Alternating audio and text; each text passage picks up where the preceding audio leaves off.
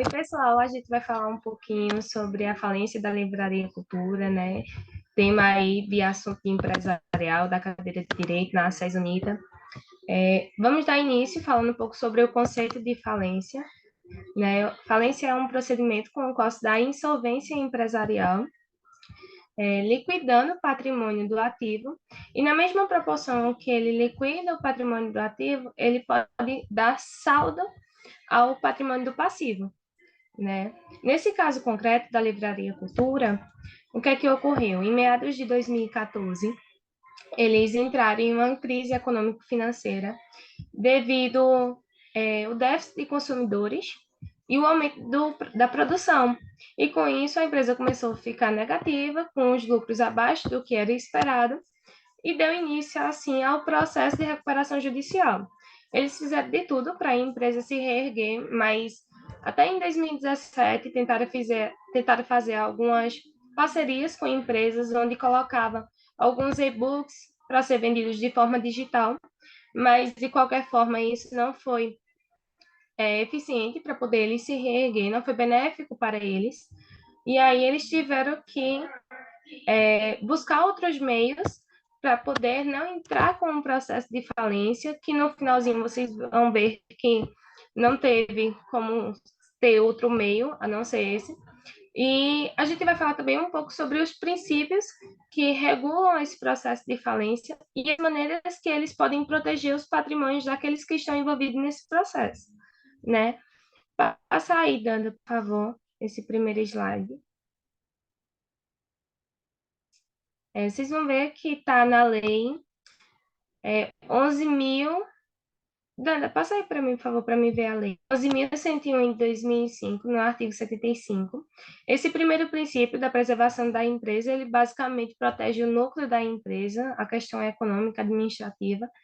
E o segundo princípio, que é o da maximização de ativos, ele protege e tenta valorizar os ativos da pessoa falida, ou então, nesse caso, da empresa, né, que não deixa de ser uma pessoa jurídica. Pode passar, Dana.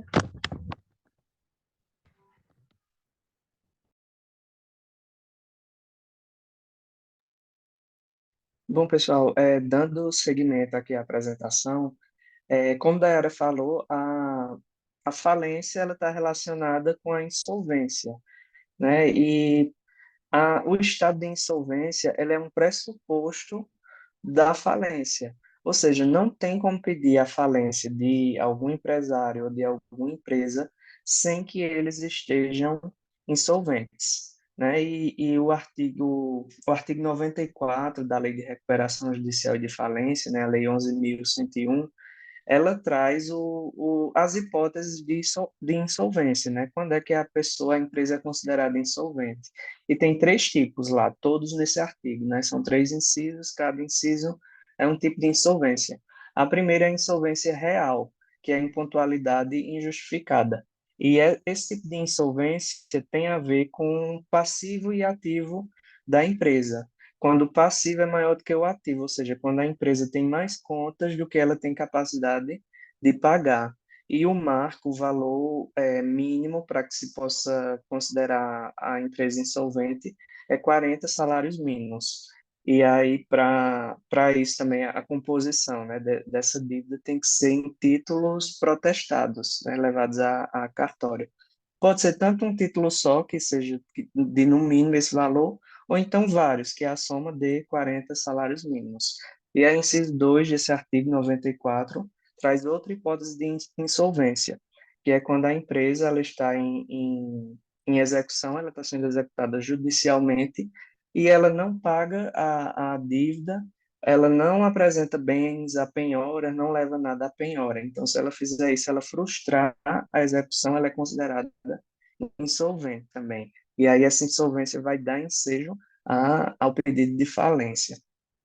E a terceira hipótese que a lei traz a insolvência presumida, né, que são os atos de falência, que são algumas situações em que se o empresário, a empresa, fizer aquilo que a lei descreve, ela vai ser automaticamente considerada insolvente, né? É um rol taxativo e é uma presunção absoluta. Então, é, não cabe nenhuma oposição. Se a empresa fizer isso, é considerada insolvente. Alguns exemplos, né, que tem lá nesse artigo. É o desfazimento dos bens, quando a empresa começa a vender tudo que tem. Ou então, quando o empresário se ausenta, ou então abandona o estabelecimento, né, quando ele está se escondendo dos credores. E a terceira hipótese, que eu trouxe aqui, né, lembrando que a lei traz mais, mas o do exemplo aqui é o descumprimento das obrigações assumidas no plano de recuperação judicial. Quando a empresa ela está em recuperação judicial, é elaborado um plano, né, e ela tem algumas ações, ela assume alguns compromissos. E se ela descumprir com algum daqueles compromissos, ela é considerada insolvente. Foi o caso da Livraria Cultura. Ela estava em recuperação judicial e aí descumpriu algum dos termos do plano de recuperação. Esse descumprimento tornou ela insolvente. E lembrando que a insolvência não é falência automaticamente, é um pressuposto. Ou seja, a partir do momento que você é insolvente, há margem, né, há margem para que alguém possa pedir a sua falência, ou então você mesmo possa pedir a sua falência, né? Pode passar, Dana, por favor.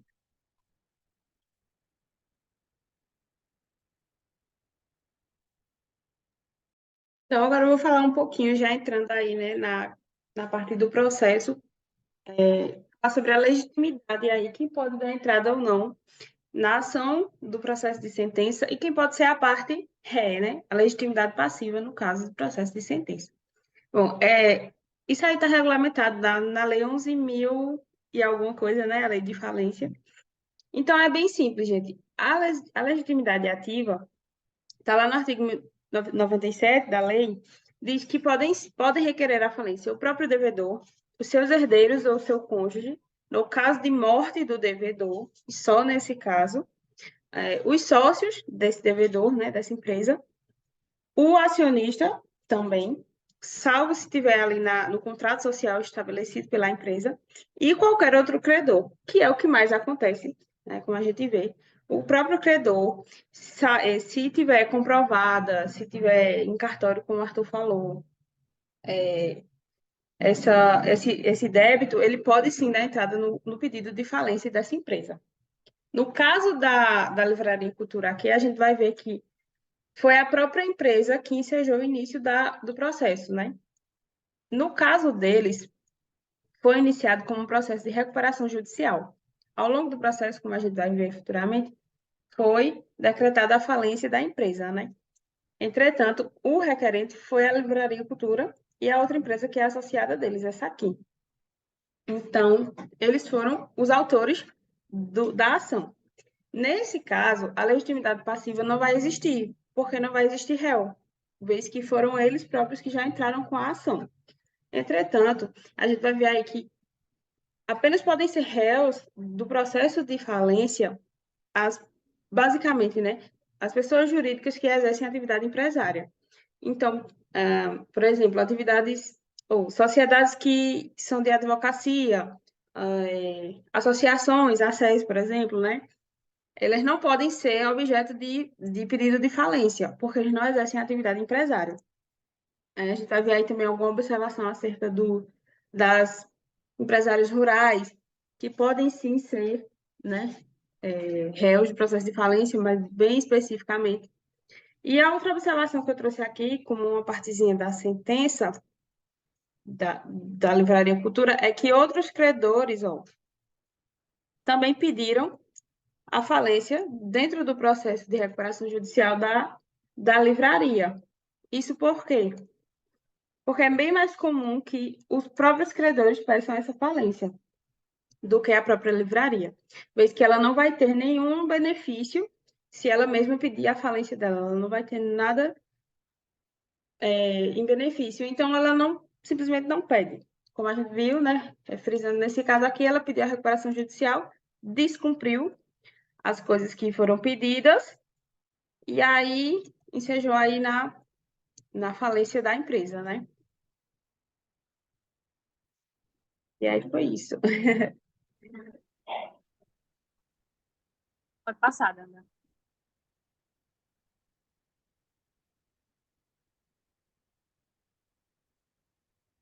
Bom, gente, agora eu vou falar um pouco, né, resumidamente, como é que funciona o processo da falência. Como já foi muito bem explanado aqui pelos meus colegas, né, a falência é nada mais nada menos do que uma execução coletiva, né?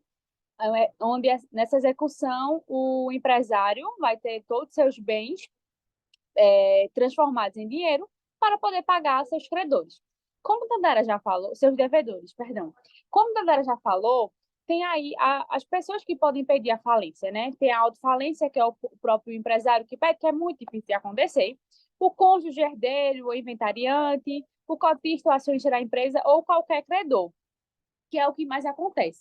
Então, o credor, ele vai lá, pede a falência da empresa na petição inicial. O juiz tem duas opções: acatar ou não o pedido.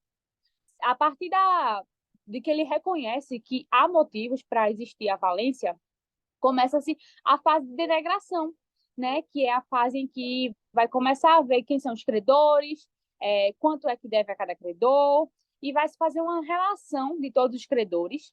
Vai ser publicada essa relação, após ser reconhecida, né, a falência da empresa, vai ser publicada essa relação com os credores.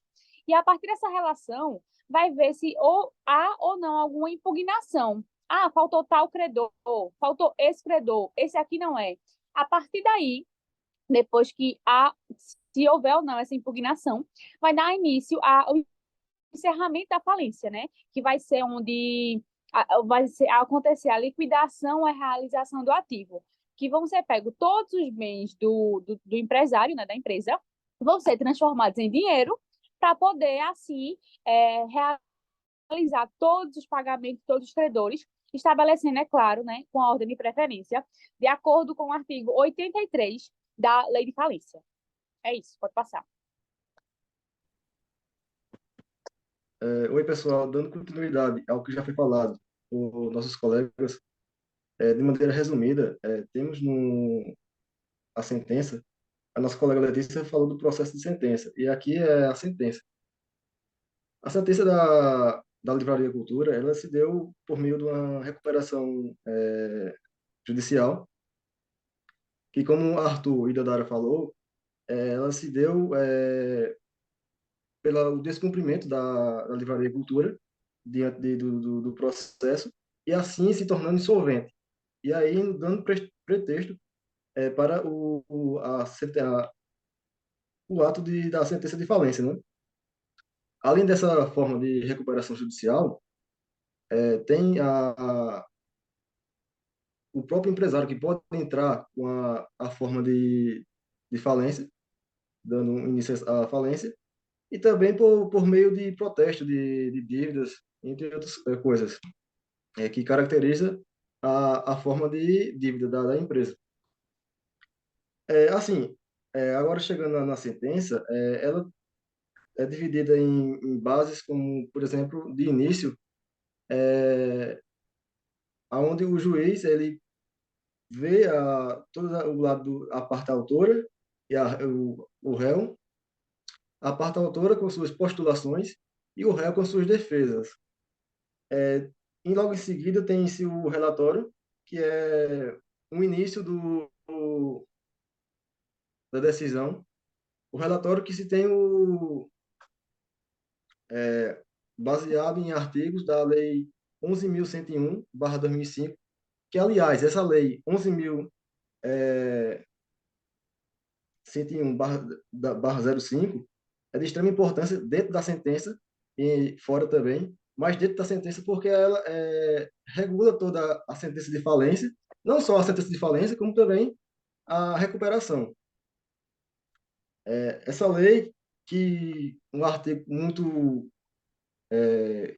posto dentro da sentença, que é o artigo 99 da Lei 11.101/05, que fala dos seus prazos, e entre esses aí da determinação, que é um dos atos finais do juiz, quando o juiz ele pode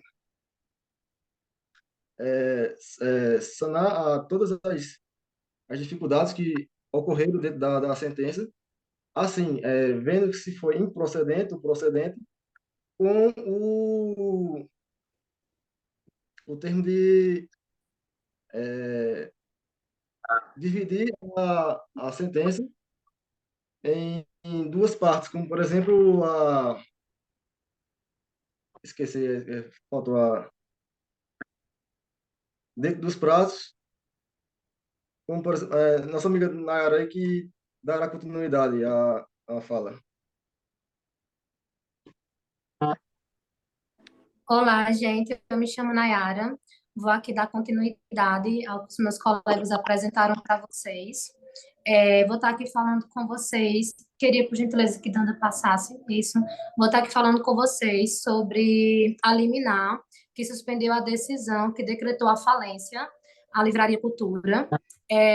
Nesse finalzinho aqui, vou estar falando com vocês sobre as últimas ações dentro do processo que aconteceram.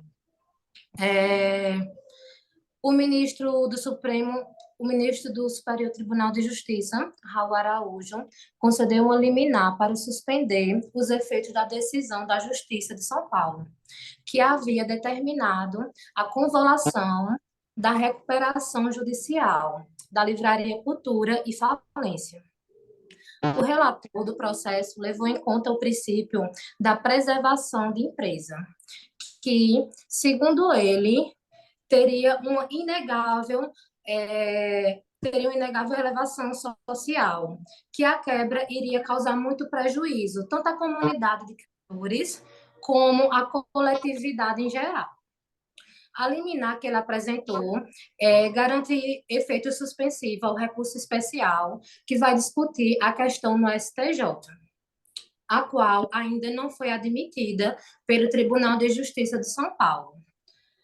O ministro entendeu que estava presente a plausibilidade do direito invocado e o risco de dano que seria irreparável ou de difícil reparação, decorrente da eventual demora na solução da causa, pois a reação do mercado a uma medida dessa teria que ser imediata. Para Raul Araújo, em relação ao faturamento que a livraria tem, e em questão que se encontra a recuperação judicial, o montante da dívida que alega que se tem, não ter sido paga, não parece substancial ao valor que inviabilizasse a continuidade da atividade econômica. O ministro também destacou que o objetivo principal da recuperação seria viabilizar a superação efetiva da situação de crise econômica financeira e enfrentar tudo que estava sendo passado pelo devedor, mantendo a fonte produtora, o emprego dos trabalhadores e o interesse dos credores. Embora o procedimento de recuperação judicial sempre seja um pouco instável, conviva com um risco maior presente de convolução e falência, ainda assim é de se priorizar sempre a preservação da empresa, possibilitando a superação da crise e incentivando a negociação das empresas, porque o objetivo da nossa lei é que se propiciem medidas que venham a viabilizar a reconstrução e que dê sorgimento à empresa.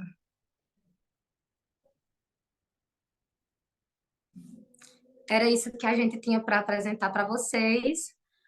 Não sei se algum amigo meu quer mais falar mais alguma coisa, mas esse foi, no caso, o último ato que teve no processo e, no momento presente, a livraria encontra-se aberta por essa liminar. Então, foi isso. Professora Renata, está aí o nome da gente. Obrigada a todos aí, colegas. Vou encerrar aqui, tá, a nossa chamada.